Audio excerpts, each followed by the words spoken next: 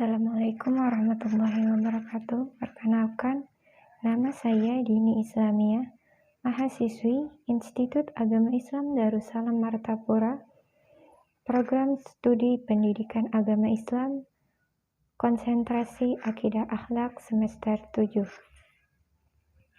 Pada video kali ini, saya akan menyampaikan isi makalah saya yang berjudul Pendidikan Islam dalam Undang-Undang dengan tema kurikulum.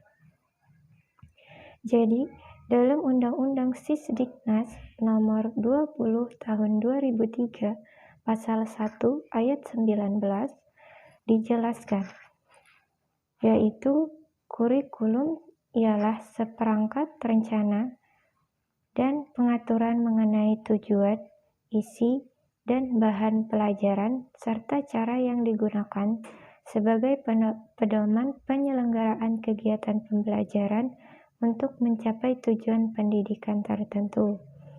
Sedangkan kurikulum pendidikan Islam dikenal dengan kata manhaj, yang berarti jalan yang terang, yang dilalui oleh pendidik bersama anak didiknya untuk mengembangkan pengetahuan, keterampilan, sikap mereka baik di lingkungan sekolah maupun berada di luar lingkungan pendidikan.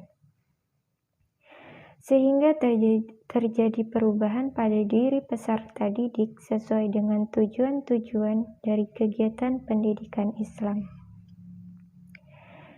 S. Nasution juga menyebutkan adanya asas filosofis, sosiologis, organisatoris, dan psikologis pada kurikulum. Asas-asas ini juga digunakan sebagai asas kurikulum pendidikan Islam karena kurikulum pendidikan Islam juga membutuhkan jasa filsafat, sosiologi, organisasi, psikologi, dan ilmu-ilmu lainnya. Omar Muhammad Al-Taumi Al-Sayyibani menyebutkan juga bahwa ciri-ciri kurikulum pendidikan Islam itu ada 5. Yang pertama, menonjolkan tujuan agama dan akhlak pada berbagai tujuannya, kandungannya, metodenya, alat dan tekniknya yang bercorak agama.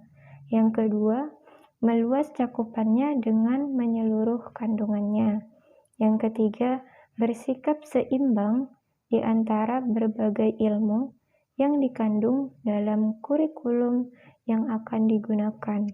Yang keempat, bersifat menyeluruh dalam menata seluruh mata pelajaran yang diperlukan oleh anak didik. Yang kelima, kurikulum yang disusun selalu disesuaikan dengan minat anak peserta didik sebagaimana yang tercantum dalam Undang-Undang 1945 pasal 31 yang berbunyi, setiap warga negara berhak mendapatkan pengajaran. Pemerintah mengusahakan suatu sistem pengajaran nasional yang diatur dalam undang-undang.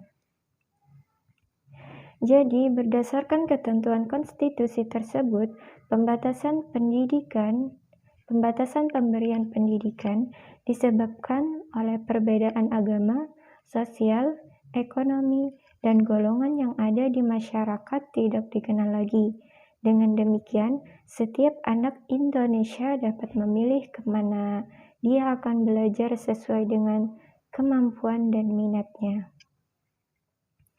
Pengertian pendidikan agama dijabarkan pula dalam PP nomor 55 tahun 2007 tentang pendidikan agama dan keagamaan pasal 1 ayat 1 yang disebutkan, yaitu pendidikan agama adalah pendidikan yang memberikan pengetahuan dan membentuk sikap, kepribadian, dan keterampilan peserta didik dalam mengamalkan ajaran agamanya, yang dilaksanakan sekurang-kurangnya melalui mata pelajaran atau kuliah pada semua jalur, jenjang, dan jenis pendidikan. Kurikulum juga disusun sesuai dengan jenjang pendidikan dalam Kerangka Negara Republik Indonesia dengan memperhatikan peningkatan iman dan takwa, peningkatan akhlak mulia, peningkatan potensi, kecerdasan dan minat peserta didik, keragaman potensi daerah dan lingkungan, tuntunan pembangunan daerah dan nasional, tuntunan dunia kerja, perkembangan ilmu pengetahuan, teknologi, seni, agama, dinamika perkembangan global, persatuan nasional dan nilai-nilai kebangsaan dalam pasal 36 ayat 3. Kurikulum pendidikan dasar dan menengah wajib juga memuat pendidikan agama, pendidikan kewarganegaraan, bahasa, matematika, ilmu pengetahuan alam, ilmu pengetahuan sosial, seni dan budaya, pendidikan jasmani dan olahraga, keterampilan atau kejuruan, dan muatan lokal.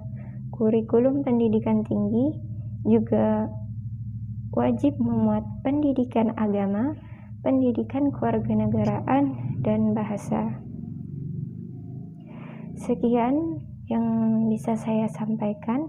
Salah khilaf saya mohon maaf. Assalamualaikum warahmatullahi wabarakatuh.